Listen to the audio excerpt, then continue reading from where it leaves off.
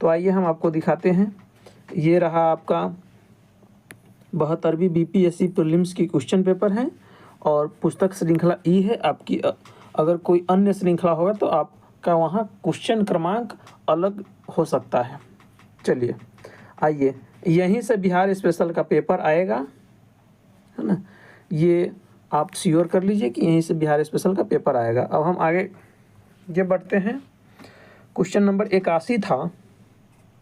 पहले क्वेश्चन देखेंगे फिर हम प्रूफ देखेंगे। किस कांग्रेस नेता ने 1918 में बिहार की यात्रा की ताकि होम रूल लीग की गतिविधियों को बल मिल सके? ऑप्शन ए में है G V Tilak, option B Annie Besant, option C Mahatma Gandhi, option D M S Ansari. चलिए अब हम देखते हैं कि इसके बारे में हम मेरे कॉपी में क्या मिलेगा आपको। तो पहले हम इसको रिवीजन कर लेते हैं।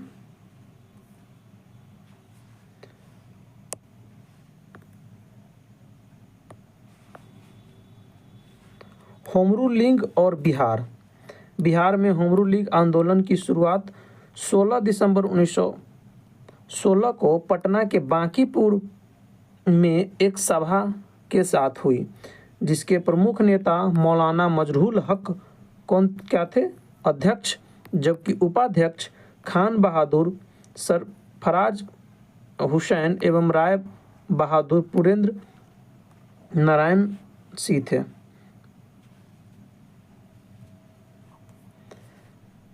अब यहाँ पे देखिए, एनी बेसेंट के 1918 में बिहार के दौरा से यह आंदोलन पूरे बिहार में फैला, जिससे स्थानीय लोगों में राष्ट्र और स्वशासन की भावना जगी। तो यही आपसे क्वेश्चन में पूछा गया है कि 1918 के दौरान किसके बिहार दौरा के बाद बिहार के लोगों में राष्ट्र और स्वशासन की भावना जगी थी। तो आंसर क्या होगा? Annie Besant. आगे भी देख लेते हैं। मुजफ्फरपुर में बाबू जनकधारी प्रसाद ने होम रूल लीग को सक्रिय किया। यह आंदोलन शिक्षित लोगों के बीच लोकप्रिय था और इसने कांग्रेस के नरमपंथी एवं गर्मपंथियों को एक साथ लाने में मदद किया। तो फाइनली इसका आंसर क्या हो जाएगा? इसका आंसर होगा एनी बेसेंट। तो ये एक क्वेश्चन हुआ। चलिए इससे पहले हम आपको दिखा देते हैं कि टोटल कितने क्वेश्चन आए हैं। 1 2 3 4 एकदम बैक टू बैक, 5 6 7 8 9 10 11 12 12 13 14 15 16 17 क्वेश्चन ये मेरे द्वारा बनाया गया कॉपी से आया है। चलिए फिर हम एक एक करके उसी साक्ष्य पे चर्चा करेंगे। दूसरा क्वेश्चन है कि चंपारण कृषि कमेटी की नियुक्ति में किसके बीच समझौता हुआ था? ऑप्शन नंबर ए में है भारत सरकार एवं गांधी जी के बीच, ऑप्शन बी में है भारत सरकार एवं राजकुमार शुक्ला के बीच, ऑप्शन सी में है भारत सरकार एवं राजेंद्र प्रसाद के बीच, एवं ऑप्शन नंबर डी में है भारतीय सरकार एवं अनुग्रह नारायण सिंह। तो कॉपी में ये क्या मिलेगा वो हम देखेंगे, फिर आगे आंसर पे भी चर्चा करेंगे। आइए देखते हैं। गांधी जी चंपारण प्लांट एसोसिएशन के सचिव जे.एम. विल्सन से मुलाकात किए। एफ.जी. सलाई के नेतृत्व में एक जांच समिति का गठन किया गया। यह चंपारण कृषि एग्रेगियन कमेटी था, जिसने 6 सदस्यों को शामिल किया गया, जिसमें गांधी जी मौजूद थे। जांच के बाद 1918 में अधिनियम में बदलाव कर आधिकारिक रूप से तिनकठिया पत्ती को समाप्त कर दिया गया।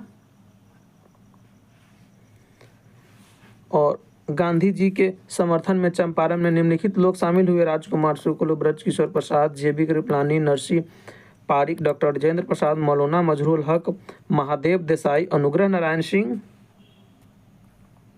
एवं रामनवमी प्रसाद। तो इसका फाइनली आंसर क्या होगा? तो इसका आंसर होगा चंपारण कृषि कमेटी की नियुक्ति में किसके बीच समझौता हुआ था? भारत सरकार एवं महात्मा गांधी के बीच। तो ये भी अपने ही कॉपी से मिल गया। आगे बढ़ते हैं। अगला क्वेश्चन था कि बिहार में किसान सभा का प्रमुख नेता कौन था? Option number A Rajkumar Shukla, option number B Sahajanand Saraswati, option number C Acharya Narendra Dev एवं option number D Baba Ramchandra. आइए कॉपी में देखते हैं कि क्या मिलता है। किसान सभा,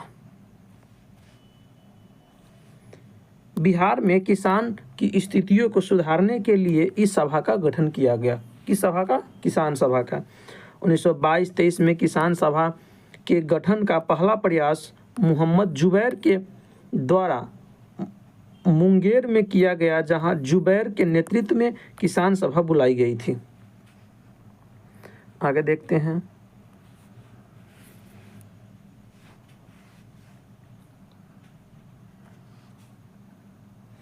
चार मार्च 1928 को स्वामी सहजानंद सरस्वती के नेतृत्व में किसान सभा का औपचारिक स्थापना किया गया। तो किसान सभा के अध्यक्ष कौन होंगे? स्वामी सहजानंद सरस्वती। यही तो क्वेश्चन में आपसे पूछा गया है। पटना के बिहटा में बुलाए गए किसान सभा में स्वामी सहजानंद सरस्वती के अध्यक्षता में गठन हुआ। 17 नवंबर 1929 सोनपुर मेला जिसे हरियर क्षेत्र मेला के नाम से भी जाना जाता है, के उपलक्ष्य में प्रांतीय किसान सभा का व्यवस्थित गठन स्वामी सहजानंद सरस्वती की अध्यक्षता में किया गया।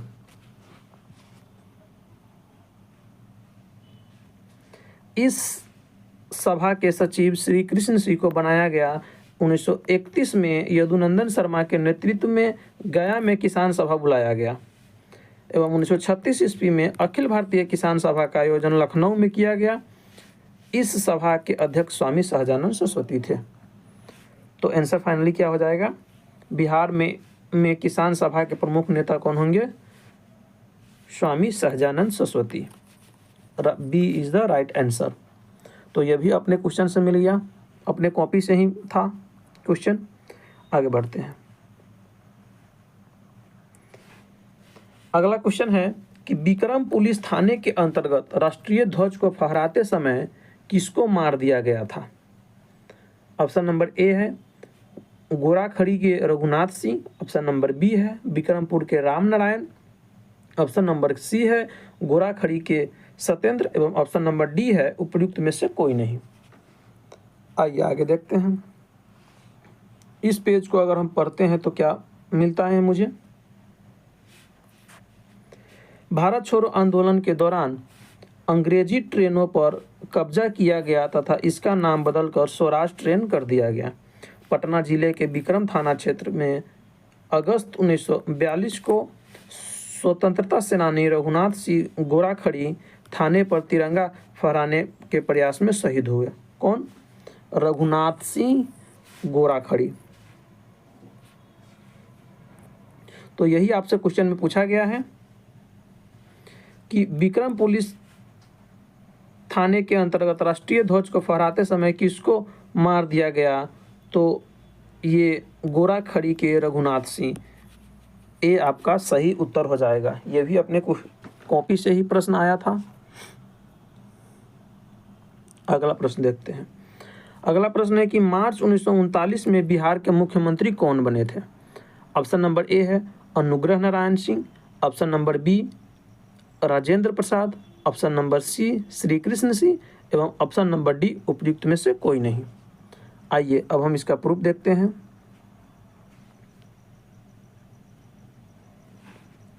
मुख्यमंत्री, ब्रिटिश शासन में बिहार के प्रथम मुख्यमंत्री कौन बने थे?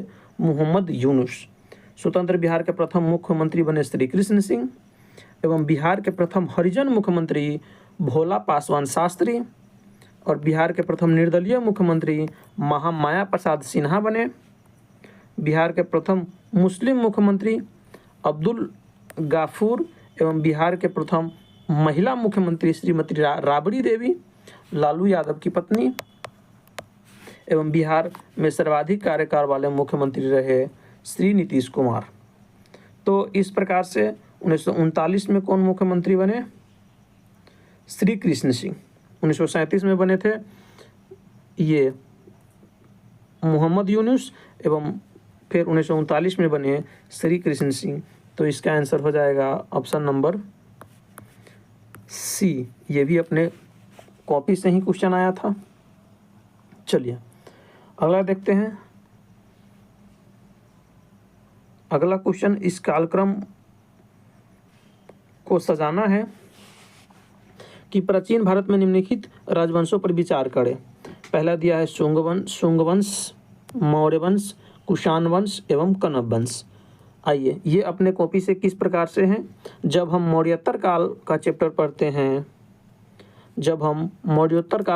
पढ़ते हैं तो यहाँ शुंग वंश और इसी में सारे वंशों को पढ़ाया जाता है, जिसे हम सीरीज वाइज में याद रखने के लिए ये लिखे थे शुंग वंश, कण्व वंश, कुषाण वंश, गुप्त वंश। शुंग वंश, कण्व वंश, कुषाण वंश, गुप्त वंश। तो क्या हो जाएगा यहाँ पे? शुंग वंश 1 नंबर पे आ जाएगा, 1 पे ये आ जाएगा शुंग वंश, कण्व वंश, कुषाण वंश 1 और इसके बाद आ जाएगा मौर्य वंश। सबसे लास्ट में आ जाएगा नहीं 1 नंबर, फिर 4 number, 3 number, 1 number, 4 number, 3 number और इसी के साथ आंसर हो जाएगा ऑप्शन नंबर ए। तो ये भी अपने कॉपी से ही क्वेश्चन हल हो गया। आगे देखते हैं अगला क्वेश्चन। अगला क्वेश्चन है कि कौन सी बौद्ध संगीति बिहार में आयोजित नहीं की गई थी।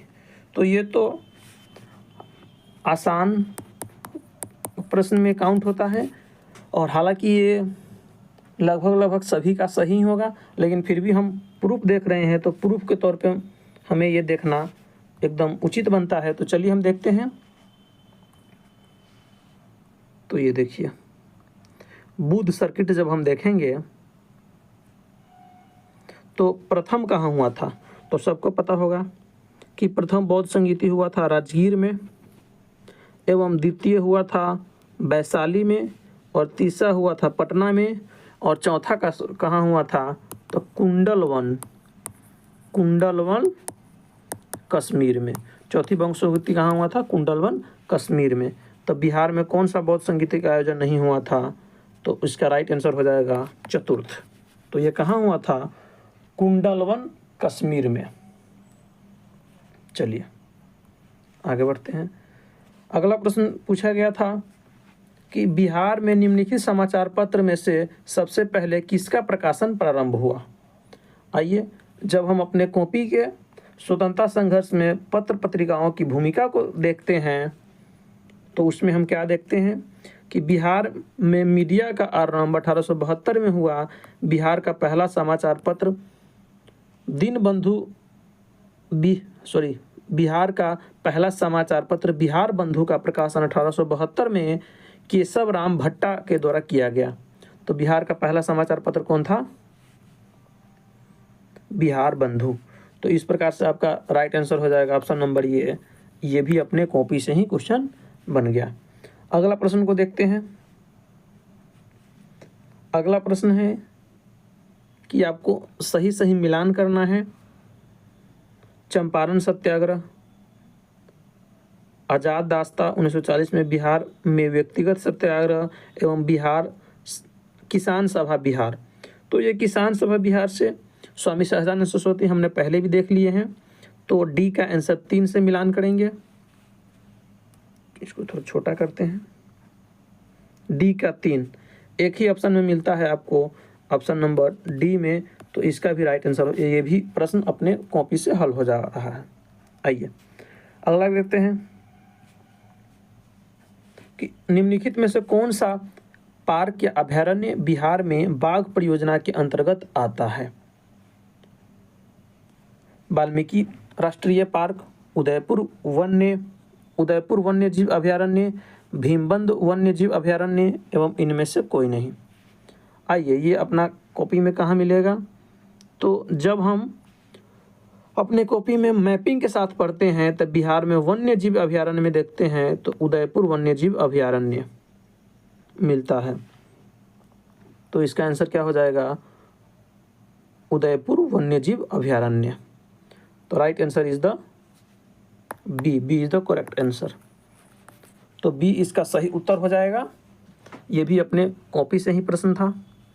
आगे देखते हैं। अगला है कि निम्नलिखित में से कौन सा बिहार का राज्य पशु है? तो जब हम अपने कॉपी को में बिहार के सामान्य परिचय निकालते हैं, ये वीडियो आपको बिहार स्पेशल में जब आप जाएंगे सफ़र सिविल सर्विस के आप यूट्यूब चैनल पे जाएंगे, वहाँ पे प्लेलिस्ट मिलेगा। प्लेलिस्ट में 72वीं BPSC बिहार स्पेशल करके एक प्लेलिस्ट होगा, जहाँ आप जाएंगे तो आपको मिलेगा बिहार के सामान्य परिचय। वहाँ पे ये इस पे वीडियो के रूप में भी कवर किया गया है। तो राजकीय प्रतीक में तो राजकीय प्रतीक है बोधि वृक्ष, फर्स्ट राजकीय भाषा हिंदी, सेकंड राजकीय भाषा उर्दू, राजकीय वृक्ष पीपल, राजकीय पुष्प गेंदा, राजकीय पशु बैल, राजकीय पक्षी गैराया और राष्ट्रीय मछली मांगूर। तो यहाँ निम्नलिखित में से कौन सा बिहार का राज्य पशु है? तो बिहार का राज्य पशु क्या हो जाएगा? बैल। ऑप्शन नंबर ए। ये भी अपने कॉपी से ही आया हुआ प्रश्न है। अगला देखते हैं। बिहार में नालंदा विश्वविद्यालय की पुनर्स्थापना किस वर्ष हुई थी? 2005 में, 2007 में, ऑप्शन नंबर सी 2008 एवं ऑप्शन नंबर डी 2014। आइए अब हम अपने कॉपी में देखते हैं कि ये कहाँ मिलेगा। चलिए, तो 12वीं सदी के अंत तथा 13वीं सदी के आरंभ में बिहार पर तुर्की आक्रमण हुए।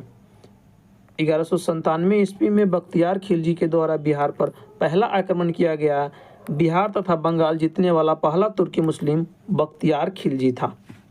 बख्तियार खिलजी के बंगाल अभियान के समय सेन वंश का शासक लक्ष्मण सेन था। बख्तियार खिलजी का बिहार में पहला सफल आक्रमण दरभंगा पर हुआ था। 1198 ईस्वी में बख्तियार खिलजी ने दरभंगा को जीत लिया। बख्तियार खिलजी का शासन व्यवस्था कर्मनासा नदी के पूरब की ओर था एवं 2014 में पुनः मोदी जी द्वारा जीर्णोद्धार कराया गया। नालंदा विश्वविद्यालय को बख्तियार खिलजी ने ही ध्वस्त कराया था। बख्तियार खिलजी ने बख्तियारपुर शहर की स्थापना की थी। तो नालंदा विश्वविद्यालय के जीर्णोद्धार कब कराया गया? तो ये आपको मिल गया ऑप्शन नंबर डी 2014 में मोदी जी के द्वारा, जब वो पहली बार प्रधानमंत्री बने। तो ये भी प्रश्न अपने कॉपी से ही बना था। आगे देखते हैं।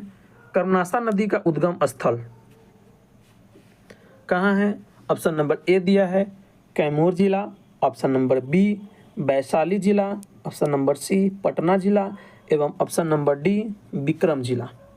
आइए, तो सबसे पहले बता दें कि आपको विक्रम नाम की कोई जिला नहीं है, तो ये कट जाएगा। ऑप्शन नंबर डी आगे आइए। कर्मनासा नदी, जब हम अपने कॉपी के नदी वाले टॉपिक उल्टाते हैं तो जिसमें दक्षिण बिहार की नदियां में कर्मनासा नदी मिलता है। इस नदी का उद्गम कैमूर की पहाड़ियों से होता है। तो फर्स्ट लाइन ही है कि इसका उद्गम कहाँ से होता है? कैमूर के पहाड़ियों से। तो आपका राइट आंसर क्या हो जाएगा? सही उत्तर क्या होगा? ऑप्शन नंबर ए कैमूर जिला से। कर्मनासा नदी का उद्गम स्थल कौन सा है? कैमूर जिला। चलिए आगे बढ़ते हैं। अगला प्रश्न है कि बिहार संपूर्ण भारत में %% पायरेराइट का उत्पादन करता है। तो कितना प्रतिशत करता है? ऑप्शन नंबर ए में है 75%, option number B 85%, option number C 95% एवं option number 100, option number D 100%। आइए देखते हैं। तो ये अपना कॉपी में कैसे मिलेगा, चलिए। रोहतास में सर्वाधिक चूना पत्थर का उत्खनन होता है, जिसका उपयोग सीमेंट उद्योग में किया जाता है। डालमिया नगर सीमेंट कारखाना तथा कल्याणपुर सीमेंट कारखाना रोहतास में स्थित है। श्री सीमेंट कारखाना औरंगाबाद में स्थित है। विंध्यन समूह की चट्टानों में बिहार के क्षेत्र में पायराइट का भंडारण सर्वाधिक है। देश में सर्वाधिक पायराइट का भंडारण बिहार में है और बिहार में सर्वाधिक पायराइट का भंडारण रोहतास में है। ये देश का लगभग 95% है। तो यही क्वेश्चन में पूछा गया था कि संपूर्ण बिहार में पायराइट का उत्पादन कितना होता है, तो इसका सही उत्तर होगा 95%। यह प्रश्न भी अपने कॉपी से ही था। आगे देखते हैं। अगला, बिहार के किस जिले में सोना पाया जाता है? तो ये भी एक आसान प्रश्न में आप इसे रख सकते हैं ना, आसान प्रश्न ही कहा जा सकता है, क्योंकि ये PYQ से भी प्रीवियस ईयर में भी पूछा जा चुका है इस प्रश्न को। तो ऑप्शन देखें तो गया जिला, जमुई जिला, नालंदा जिला एवं भागलपुर जिला। चलिए, इस संबंध में अपने कॉपी में क्या मिलता है उसे हम देखते हैं। बिहार के ज़्यादातर खनिज इन्हीं दक्षिण भाग के धारवाड़ चट्टानों से प्राप्त होता है। मतलब इससे पहले भी हमने कुछ इसके बारे में लिखा है, इससे पहले वाले पेज पे भी। बिहार में सर्वाधिक सोना का भंडारण जमुई में है, जो कि धारवाड़ चट्टानों में स्थित है।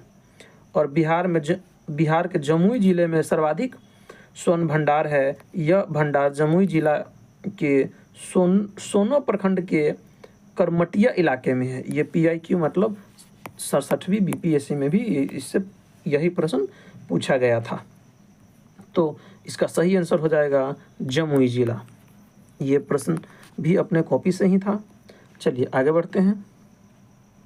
अगला है कि बिहार का अधिकांश भाग निम्नलिखित में से किस प्रकार की जलवायु के अंतर्गत आता है? उपोष्णकटिबंधीय, ऑप्शन नंबर A उपोष्णकटिबंधीय मानसून, ऑप्शन नंबर B उष्णकटिबंधीय सवाना, ऑप्शन नंबर C गर्म एवं शुष्क, ऑप्शन नंबर D गर्म एवं शुष्क मरुस्थल। आइए, जब हम बिहार की जलवायु चैप्टर को पढ़ते हैं तो पहला लाइन ही हमें मिलता है कि अक्षांशीय विस्तार के आधार पर बिहार की जलवायु उपोष्णकटिबंधीय है। तो बिहार की जलवायु किस प्रकार की है? उपोष्णकटिबंधीय। तो इसका सही आंसर हो जाएगा ऑप्शन नंबर A। ये प्रश्न भी अपने कॉपी से ही था। चलिए आगे बढ़ते हैं।